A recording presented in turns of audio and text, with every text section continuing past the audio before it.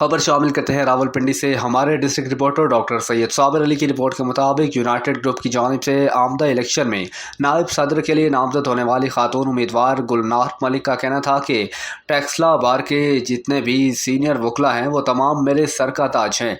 मेरे अहद के लोग मेरा जोर बाजू हैं। जब वकला मेरे बाद इस प्रोफेशन में आए हैं वो मेरे लिए रीढ़ की हड्डी की मानिंद हैं।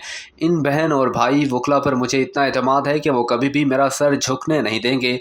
मैडम गुलनार मलिक का कहना था कि इज़्ज़त और ज़िल्लत देने वाला सिर्फ अल्लाह है। उनका कहना था कि नताइज कुछ भी हों, मैं अल्लाह की रज़ा पर राज़ी हूँ।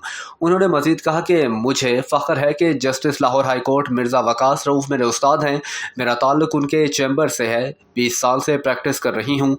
अपने सीनियर्स के कहने पर पहली बार टेक्सला बार के इलेक्शन में नायब सदर के ओहदे के लिए मैदान अमल में उतरी हूँ। नायब सदर की उम्मीदवार एडवोकेट गुलनार मलिक का कहना था कि हम सबसे पहले वकील हैं। इसमें कोई जिनसी तफरीक नहीं। हमारी पहचान सिर्फ काला कोट है। इसी बुनियाद पर मैं भी इलेक्शन लड़ रही हूँ।